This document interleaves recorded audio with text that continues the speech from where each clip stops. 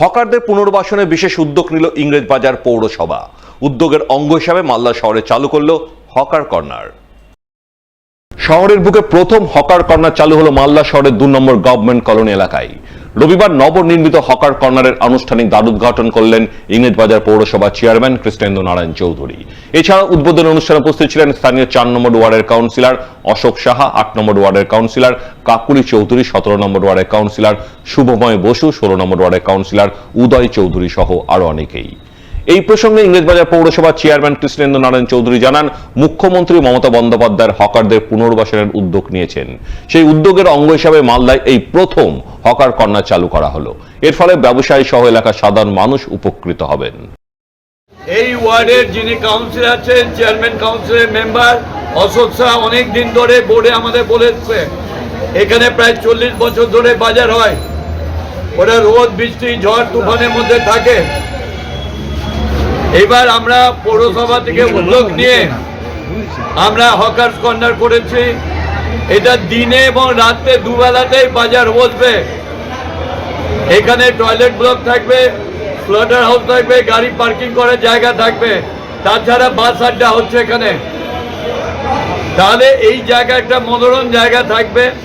আশেপাশে যত মানুষ আছে সবাই রাত্রেবেলাও বাজার এখানে করতে পারবে। মাননীয় মুখ্যমন্ত্রী যে স্বপ্ন দেখেছেন হকারদের পুনর্বাসন করার জন্য, এটা আমাদের প্রথম পদক্ষেপ। আমরা এটা করলাম। মার্কেটে ঢোকার রাস্তা ও ফুটপাত জবরদখল মুক্ত করতে রবিবার 7 সকালেই রাস্তায় নামলেন পুরাতন মালদা পৌরসভার চেয়ারম্যান।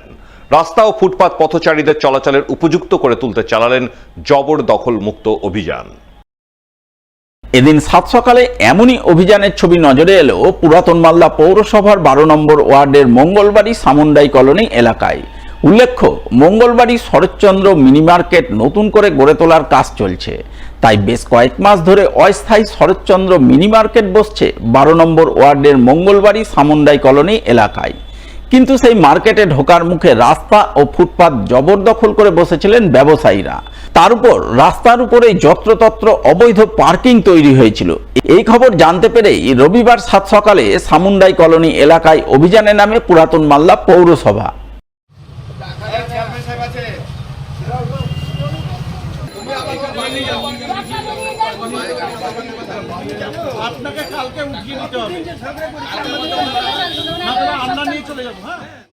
এদিনের এই অভিযানে নেতৃত্ব দেন পুরাতন মালদা পৌরসভার চেয়ারম্যান কার্তিক ঘোষ। তিনি রাস্তা ও ফুটপাত দখল করে বসে থাকা বিভিন্ন দোকানপাট তুলে দেন, যত্রতত্র অবৈধ পার্কিং বন্ধ করেন, যাতে পথচারীরা সুষ্ঠুভাবে রাস্তায় চলাচল করতে পারেন।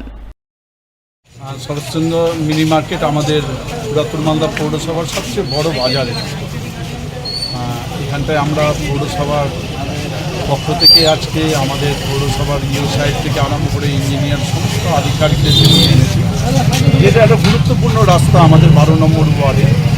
এবং আপনারা দেখেছেন সামনে PW আমাদের এখানটায় যখন বাজার করতে আসছে যারা এখানটায় ক্রেতা এবং বিক্রেতাও দেখেছি যে তারা মোটরসাইকেল, ভ্যান, গাড়ি নিয়ে টোটাল যে রাস্তাটাকে অকুপাই করে দিচ্ছে এবং সাধারণ মানুষের চলাচলের অযোগ্য হয়ে যাচ্ছে।